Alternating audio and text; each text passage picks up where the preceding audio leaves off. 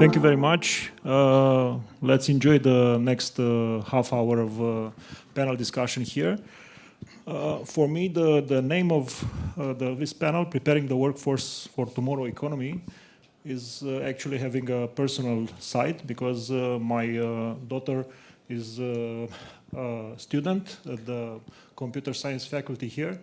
And I believe I cannot tell her what the future would look like. It's just learn, and adapt when possible. I first heard about HCL coming to Romania in 2018. In 2019, we did a transaction, and I was employed, if I can say, in your company for one day in 2021. In that time, I made a tour of the big IT and outsourcing companies here in Iași to work one day from each office. So in 2021 June, I think, I was your employee. I wear the badge and everything else. And I learned, of course, a lot about your ambitious plans. I fear that in 2021, 22, this pandemic maybe put on hold your growth plans, but it didn't happen, and I'm glad that now you are here with hundreds of employers here in Iași and, of course, in Romania. So, preparing the workforce for tomorrow, tomorrow's economy, I think organization can transform the future without a clear sense of where the employees are today and where they could be tomorrow. And I don't mean it in the physical way. We know that they can work hybrid now, but on the sides of competencies and on the sides of new abilities that should acquire them in the next years. So my question for you, Bejoy, will be like,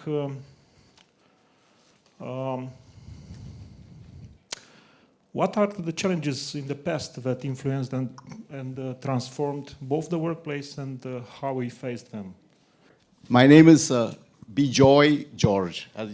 I'm here in the right place, a very joyful place. And I was mentioning to my colleagues both day before yesterday in Bucharest and today here in the Iași office, many times I had to stop what I was doing, it was on mails, to come out to see what was happening because I heard lots of laughter. Joyous laughter. I had to stop what I was doing to come and say, what is the fun I'm missing out? This is truly a joyful, fun place, it looks like. And I'm glad to be here. And there is more to come, I've heard. Absolutely, I'm very sure about that. Also, as you may have noticed from the fact that I asked him to repeat the question, we have had no preparation for this panel discussion. So what you're going to hear from all of us is what I think we truly believe in. In terms of well, the most recent challenges we've had in the past, the biggest challenge which I can think of, and I'm sure you'll agree with, is the pandemic. And then certain things before that, whether it was a financial crisis, etc., was either a lack of jobs for people or a lack of people for the jobs we had in place. I would stick to just these two challenges. One is the pandemic, and the other is jobs and people. When it comes to the pandemic, it was very clear that, and this is something HCL has always, CVK used to write before that, I've read an article, work from anywhere. The work, we can do it from anywhere with the right kind of people. So when the pandemic hit, we actually had things in place to figure out how to get people to work from anywhere, work from home. Now, this is a personal statement, CVK and everybody else. I do believe that while lots of companies are trying to get people to come back full-time into the office, I really think that work from home or work from anywhere is here to stay, hybrid work, and that is one of the biggest things we will have to be ready for. Which brings me to the next part about the next thing, jobs and people. Today, hopefully, fingers crossed, there will be enough jobs for everyone, but is there going to be enough people for these jobs? And which is where the millennials and Gen Z come into place. Like you, Dan, I have a daughter, she's 26 years old. She just got married and she's just got into a job in the UK. And guess whom I went to for inputs on what should companies do to get ready to prepare the workforce of today and tomorrow for the economy of tomorrow. And she gave me a whole list of things. And that's what I believe we as a company, as people who need to take care of, create a working environment for this generation we need to take care of. By the way, on a lighter note, so you have Gen AI, generative AI, then you have Gen Y, and there is Gen Y, WHY, the generation which asks, why should I do this? What is the purpose for it? And in addition to flexible work from home, work from anywhere policies, this generation, I believe, needs open and transparent communication. They need to know what are the plan of the company. They need, so that then they can make their own informed decision about things. Of course, there are a whole bunch of other things we need to do, but some of the things I want to pick on, because I believe we need to focus on it. Mental health for employees. There need to be avenues for employees to figure out, to go for help if they have any kind of challenges in the mental issues. Voluntary work, a cause. People nowadays don't work just for money. There's a cause, there's a reason. You've heard Anka and the rest of our colleagues talk about what we're trying to do. Companies need to be able to provide opportunities for people to work without losing any of their other things for these causes or charities of their. And the other one, this is especially for women. My daughter told me this. She said, Dad, I hope your company has got a policy where when women have their menstrual cycle and they cannot physically come to work, I hope you have policies which address all of that. I don't know. I don't know about that. So I think these are the kind of things which will be challenges for the workforce of today and tomorrow, the new workforce, which we as companies need to be able to take into account and be ready for. Thank you very much, Bejoy. Pawan, a question for you. So you are the senior VP, but head of nearshoring operations. How do you see Romania as a nearshoring destination, and Europe in special compared to other parts of the world in this environment? Great question. I think I'll talk about Romania first and Iași. CVK and Rahul talked about skills and talent, and Bejoy touched upon the skills gap that we have. I see a tremendous potential in Romania and in Iași. There are 90 universities in Romania today, just about 550,000 graduates, and a very well-balanced faculty mix that they have: engineering, commerce, medical science, and other streams. And that is what is required to fuel the economy. I had a meeting yesterday with the university here, which is the oldest university, the Alexandru Ioan Cuza, and I met with the career department over there, and specifically talking about the partnerships that we want to drive with universities. One of the great initiatives that HCL is proud and is a very successful model globally is how do we drive fresher talent into the corporate world. And that only can happen if we can start working and partnering with universities and start introducing some courses which will then make them relevant as they join the corporate. So that's I think great. Having a great pipeline of skill and talent is key to it. From a European standpoint, and it's one of the HCL's key initiative, which is on environmental and sustainability governance. Europe is leading the pack all across the globe. We believe the technology disruption that is being driven, sustainability will play a very, very critical role.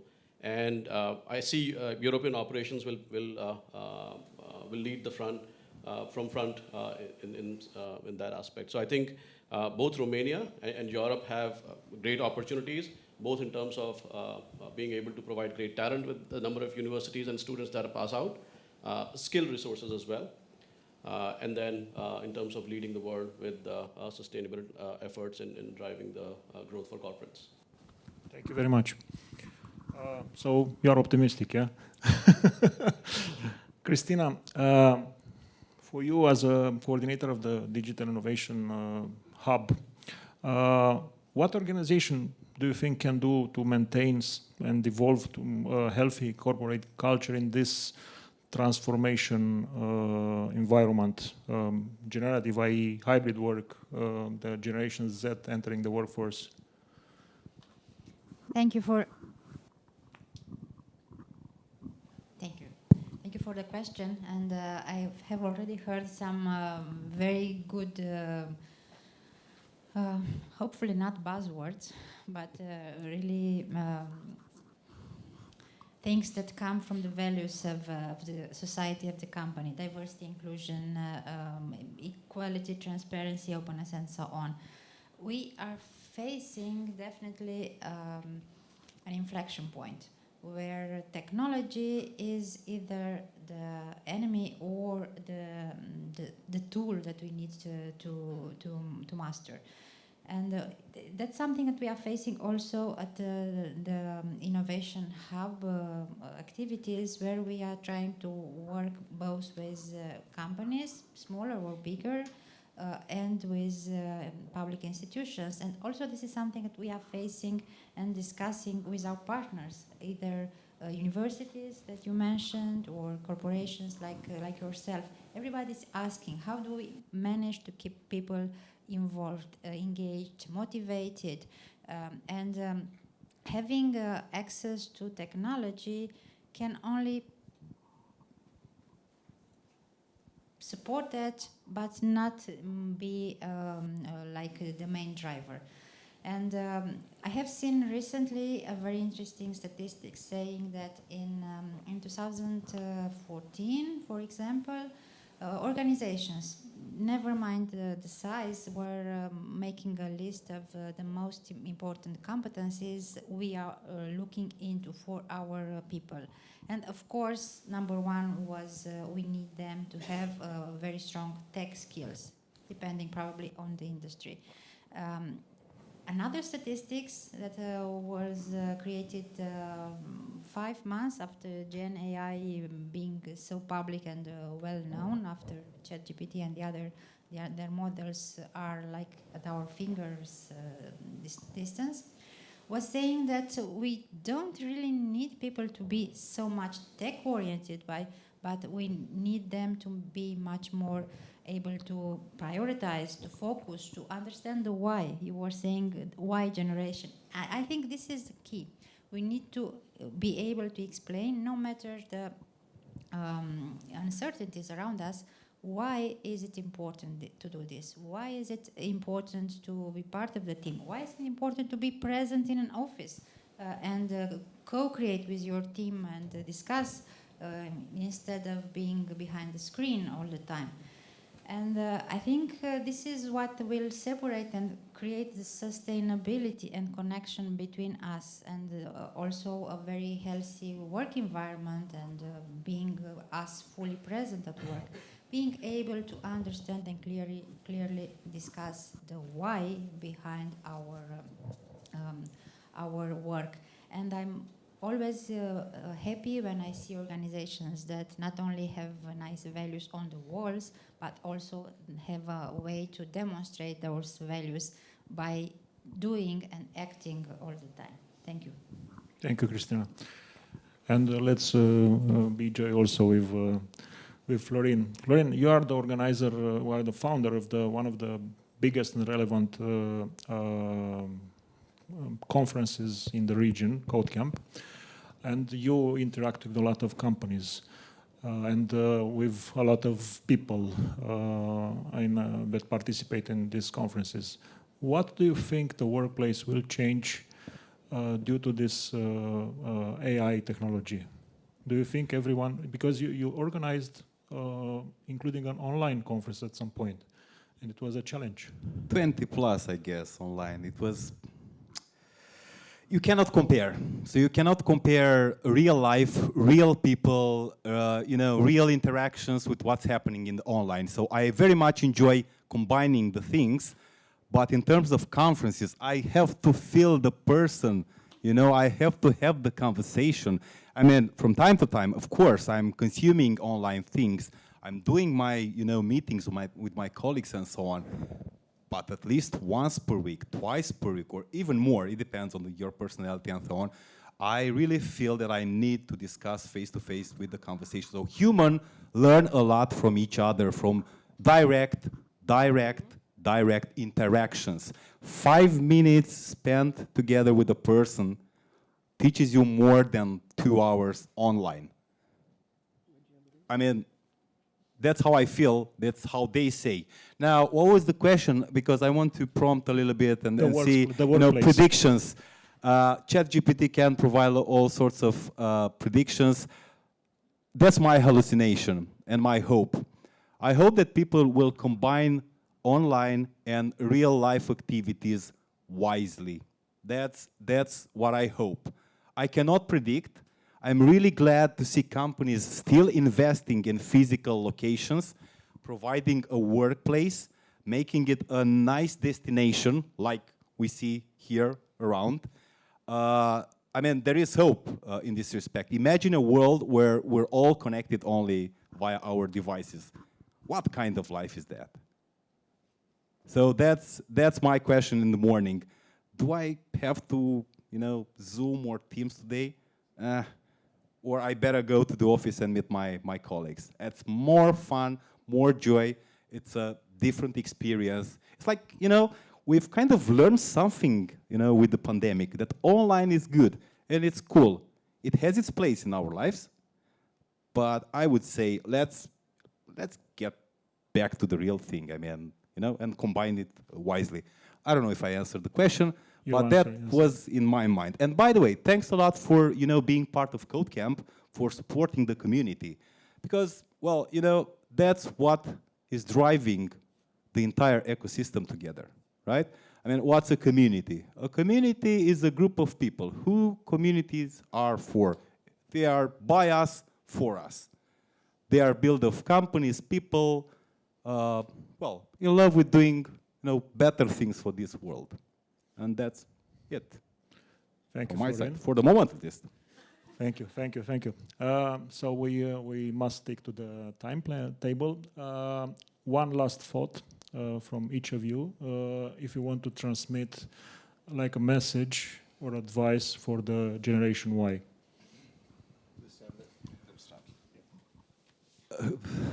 I'm bad with these names. So what's the generation of your children, Florin? Guys, you have to spend time working by yourself. You can mingle with ChatGPT, explore stuff, but you have to spend at least 2 hours a day, you by yourself, doing hardcore stuff, job. Otherwise, it's just an illusion that some tool, someone, somehow will help me evolve. No, that's not possible. So 2 hours a day, think about stuff, craft something, produce something. You'll be happier. Thank That's you. it. Christina? I work with 5 generations in my activities, 5. And I don't believe in generational labels. I believe in people being themselves. And I think this is the advice we can take. Be yourself. Take pride in who you are. Be open to express yourselves, and of course be open to ask questions and learn. And don't try to, emulate some manager or some parent or some teachers. Just try to be yourself, the best version, of course. Thank you. Pawan? You asked for one, I'll still go with 2. Both these things I grew up with and I see are very much practiced in HCL as well. The first one is resilience. Things are not going to be easy. We should never, ever give up. Keep trying. Be resilient. You will see results. Second is, how do you pick up something which is good and make it great? You get something today, which we get it from somebody who was doing this job before, did a good job. How do you take it to the next level? Clients want it. You have to target to pick up something good and make it great. Thank you. Bejoy? All what they said, plus this one thing. My daughter told me, Dad, you need to be aware that we millennials, Gen Z, we put ourselves first. Everything else comes next. So if we are not happy in a company, we will leave. So I asked her a little bit more, so what should we do? And she gave me some points, and I think this is what I'd give to advice to millennials and Gen Z. Don't just take things as they are. try and drive that change. No organization, and definitely not HCL, is only a top-down driven thing. Of course, targets are top-down, but the rest of the things, our policies, the ways of working, our environment, everyone has a say, can have a say, and should have a say. So speak up. If you believe that there are certain ideas you have which can make this environment much, much better, go to your manager, go to your HR, go to whoever you believe will be accessible and open to listening to you. Speak up and give your ideas. Participate in creating this environment where you will love it, you will thrive, you will have fun, and you'll be laughing all the time, like I heard this morning. That's my advice to you. Thank you very much.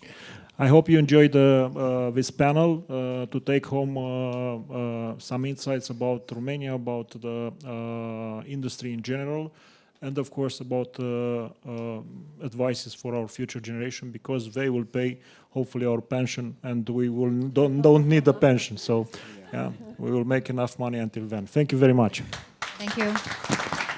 Thank you, Dan, for being such a wonderful moderator.